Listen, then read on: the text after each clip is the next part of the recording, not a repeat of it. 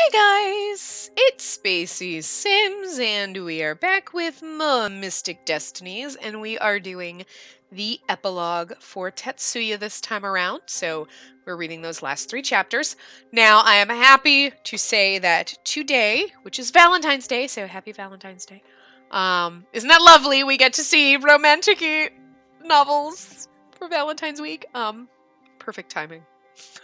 um, Takumi's route is supposed to be out today. I'm obviously pre-recording this, you know how I do. But yeah, it's supposed to be Takumi's epilogue, is supposed to be released today, so that's exciting.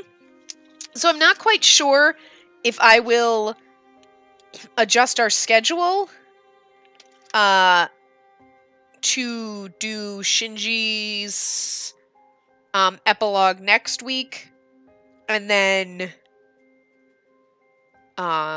Takumi's the last week of March.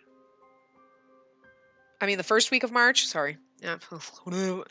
I was looking at my schedule, my notes that I keep, and I was like March, and I was like, wait a minute, how did I? Yeah, the end of February, beginning of March. Because I'm still not 100% sure when Hikaru's route is supposed to come out. So we might still keep it on the every other week type of thing. So even though Takumi's route comes out today, we still might not be getting to him until, say, mid-March. So probably in a month from now. Just because then that gives us time. So hopefully at the end of March, we will see Hikaru's route. I don't know. Not 100% sure how that's going to go, so we'll find out. But anyway, we are going to jump into Tetsuya's epilogue now. So this is the little note, the stuff on his. This is his unseen. So fast forward 2 years to the future and see how life has changed for you and Tetsuya. While you've never been more in love, you're not quite as far along in the relationship as you'd hoped. After a romantic date, though, your life changes forever. Oh my god, is he going to ask us to marry him? Can an old threat bring promise of a new, brighter future? So 2 years. It was only a few months with Sho. It's 2 years with Tetsuya. So this is 2 years. Into the future. I walk out of Shinomura Industries building into the chilly morning sunshine. I hope Dad gets a chance to look over those papers soon. I researched that company for days. Having given my assignment to my father's receptionist, Miss Marino, I'm feeling oddly liberated. I guess between the extra work at the company and my studies, I've been busier than I noticed lately. I look down at my watch. It's already November 7th, just 1 week before Tetsuya's 24th birthday. It was 2 years ago that Tetsuya became the leader of the Ryu clan, and 2 years ago that we became a couple. But we've both somehow gotten so busy again since summer ended. It's as bad as it was back then. I haven't even gotten to see him in over 2 weeks. But that's all over today. We get to spend the whole morning together, and then we can see each other tonight. I'm so excited. As the minute hand moves to 11:30 a.m., I realize that Tetsuya should be here any moment, as punctual as he is. That's when a large hand covers my watch face from view. I look up in surprise. Tetsuya? Hey. Hey. For a moment, we just stare at each other as passers-by walk around us on the bustling sidewalk. Look at him. He's so cool but preppy. I love it. But then Tetsuya moves closer to me, and before I know it, I'm swept up in a tight hug. I'm so glad to see you. Tetsuya says this in such a quiet, gentle voice that I can't help but smile. Me too. Oh, sorry. Seeming to realize what we were doing, and where, Tetsuya finally steps back. It's just been a while. I know, it has. So, truthfully, I didn't mind it at all. Just being able to look at him in person again makes my heart squeeze in the best way. I want to grab onto him right now, to pull him to me and hold him close. But it might not be such a good idea on a busy sidewalk. I love how, we have to be really careful we're in public. And, here people are, friggin' tongues down each other's throats everywhere. And you're like, ew, get a room.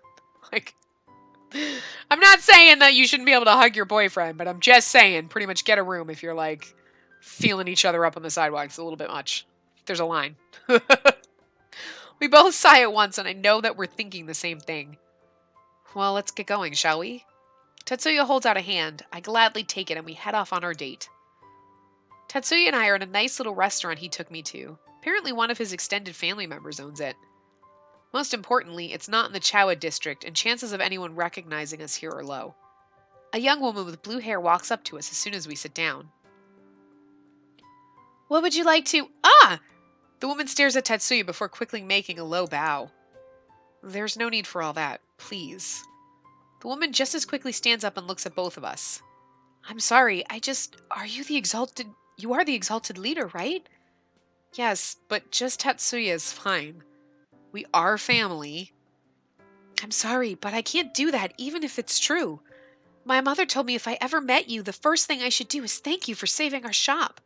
So, thank you. The waitress does another bow, but stands up before Tetsuya can protest. I'm glad I was able to help. While I'm here, are there any concerns you or your family want to share with me? Well, the waitress timidly begins talking about some of the things her family have been discussing in the clan. They're little things, like how next time this festival should go differently, or how that money might be better distributed. But Tetsuya listens with rapt attention until she finishes. Oh my, I've been rambling on and on. I haven't even taken your orders yet. I'll bring you something to make up for the wait, as a courtesy, of course.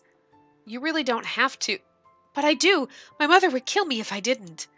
Anyway, can I take your orders? After we order, the waitress happily leaves. I turn to stare at Tetsuya, candidly taking in his visage. I think he's gotten even more attractive since we started dating. No, I know he has. Of course, because you're in love with him. Everybody gets more attractive when you fall in love with them. He's come such a long way in learning how to relax, too.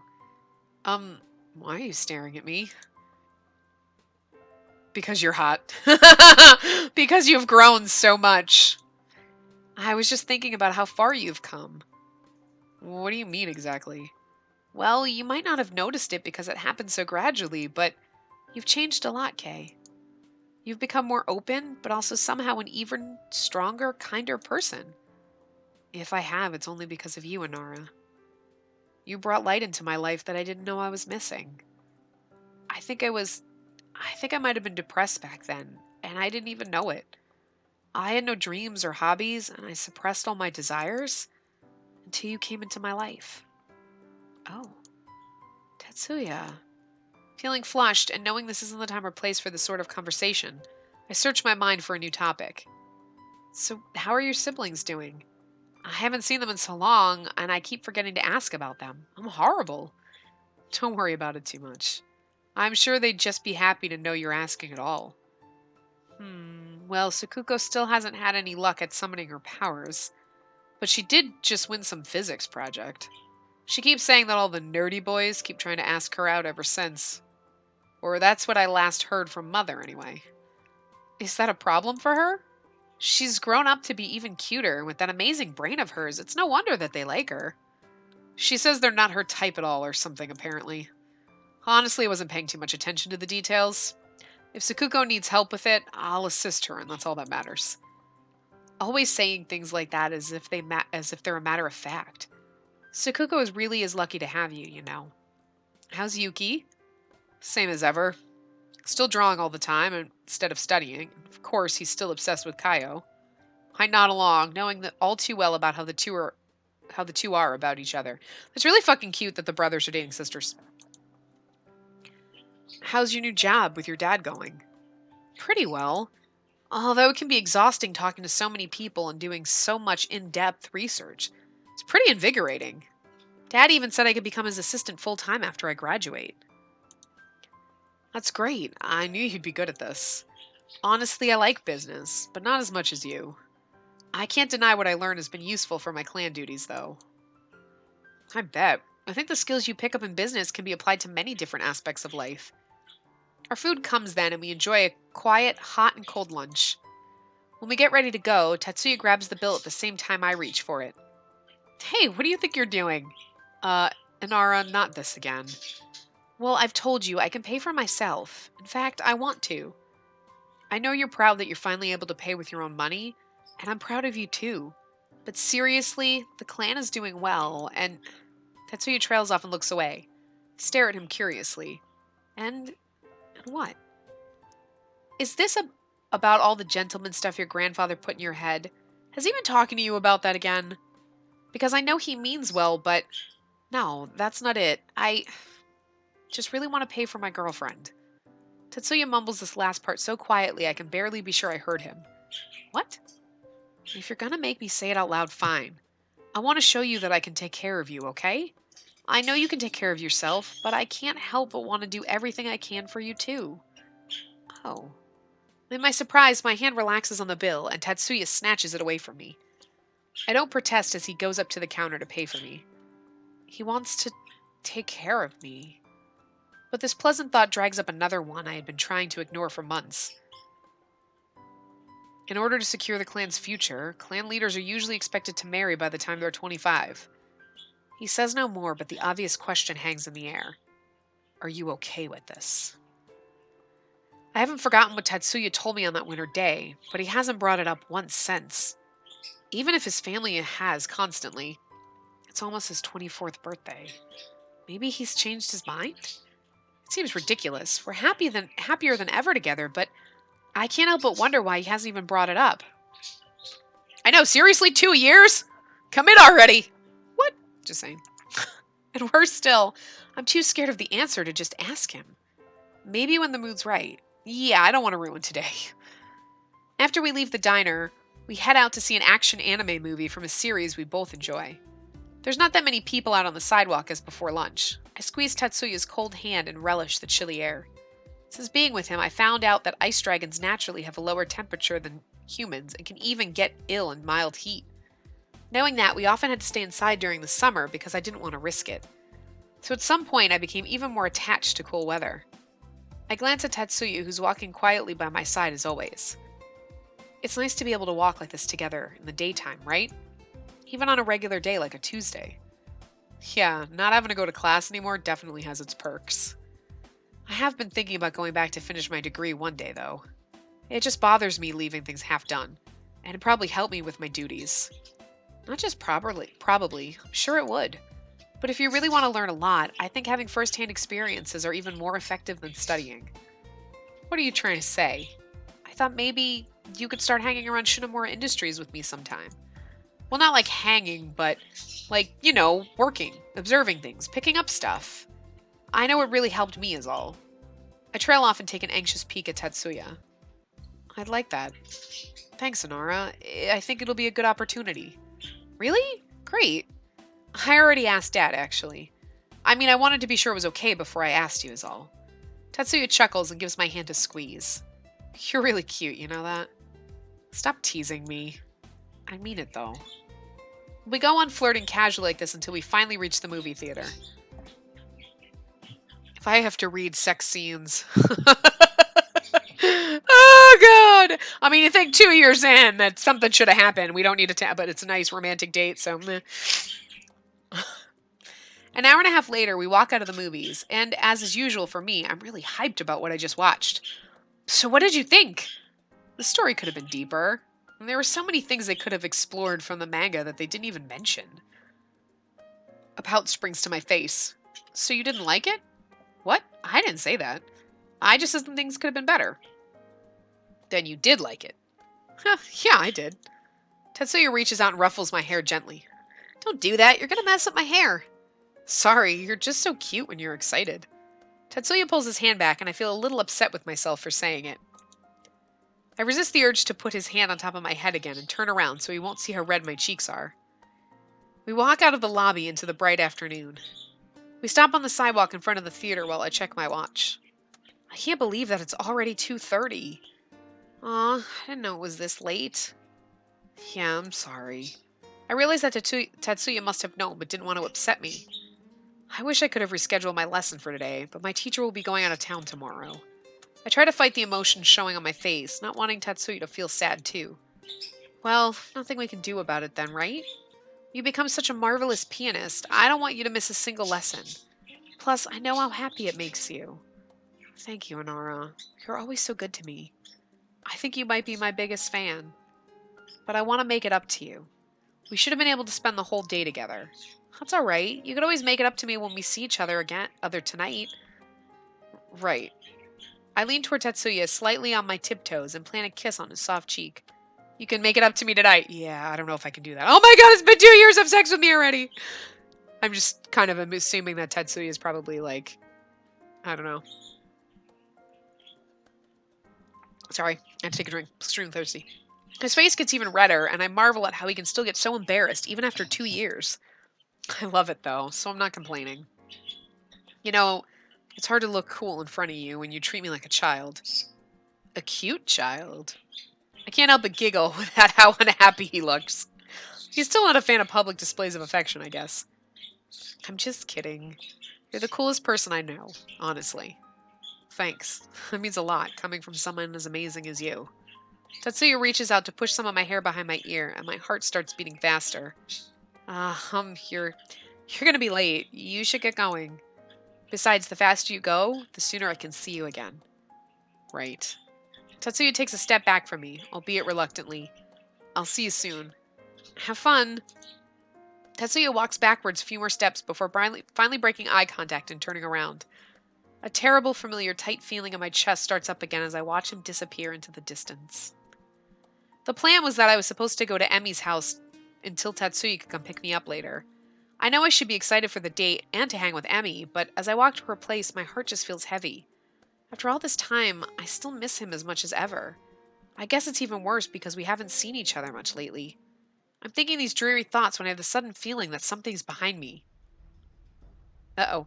I start to turn around, but an arm is wrapped around my waist and a hand covers my mouth. Fear starts to overtake me as I try to comprehend what's happening, but I quickly push it away. Don't think, just move, Inara. Before the assailant can get a good hold on me, I jam my elbow in the stomach as hard as I can and pull away at the same time. I spin around to face my attacker. I recognize their clothes immediately. Them again? Who sent you? It's the Mage Society. The name sounds familiar to me, but I have no idea who that is. Taco seems to, though. Why are they after her? If she dies, he'll lose his trump card. The Ryu clan will fall. But Katsu said he took care of these guys. The mage seems to have recovered, so I immediately reach into my shirt and grab my necklace.